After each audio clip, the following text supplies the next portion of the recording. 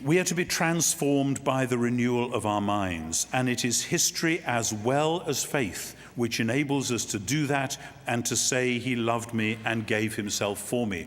I have spoken many times and written many times about the encounters of the risen Jesus with Mary Magdalene at the tomb, with Thomas a week later, with Peter by the lake. And those are wonderful stories, and each is worth exploring, not only for the sheer wonderful human dynamic of it, but for the epistemological significance, for instance, of Thomas saying, I want to touch and see, and Jesus doesn't say, oh no, that's completely off limits. He says, here you are, Thomas, be my guest.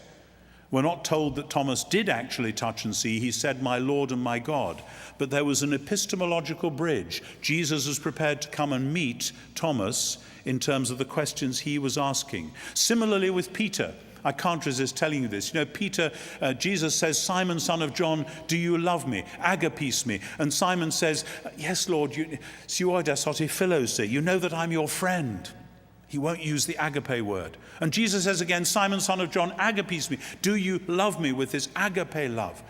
Yes, Lord, you know, suoides hoti philosi. You know that I'm your friend.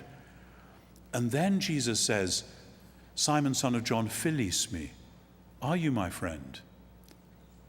And John says, Peter was grieved because he said to him on this third occasion, are you my friend? But actually he shouldn't have been grieved. Because you see what Jesus was doing? Jesus was coming down to where Peter was. Okay, Peter, if that's where you are, if that's all you can say at the moment, that's where we'll start. Maybe there are some Peters here tonight who need to hear that. This is the way Jesus deals with us. Yes, we want to get to the agape. We want to get there. But if at the moment all you can say, clinging on by your fingernails, is, yes, Lord, you know I'm your friend, that's okay. That's where we'll start. Follow that through into a whole epistemology. But it's not just the risen Jesus dealing with his friends in this wonderful way. It's the Jesus who walks and talks and strolls around Galilee, who gets his feet dirty with the dust of the street, who meets Peter in Luke 5, and Peter says, depart from me because I'm a sinful man, Lord. And Jesus says, no, actually, I've got a job for you. And it's the Jesus who is there in the house in Luke 10, and Mary is there in this male space. She should be in the female space back in the back of the house. And Jesus says, let her stay here. This is fine. It's Matthew in Matthew 9. And Matthew himself, if it is Matthew recording this, who knows, tells this story of the conversion of Matthew stroke Levi as part of a string of healing miracles. Because as far as he was concerned, it was a healing miracle when Jesus came to the tax booth and said, I want you. Nobody else wanted him. He was the tax collector. And Jesus wanted him.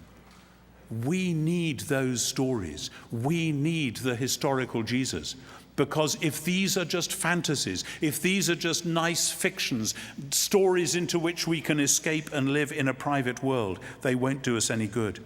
Because we need him to meet us today with the dust of the street on our shoes and in our souls, with the worries and weight of the world on our shoulders, with fears and suspicions and prejudices and misunderstandings in our hearts and in our villages and in our homes. We need the real Jesus to meet us. We need the flesh and blood historical Jesus to meet us, because we are flesh and blood historical people, and because the living God has in Jesus and through his death and resurrection established his kingdom on earth as in heaven. And he has said to you and to me, follow me. Let's pause and pray for a moment, and then we'll take some questions.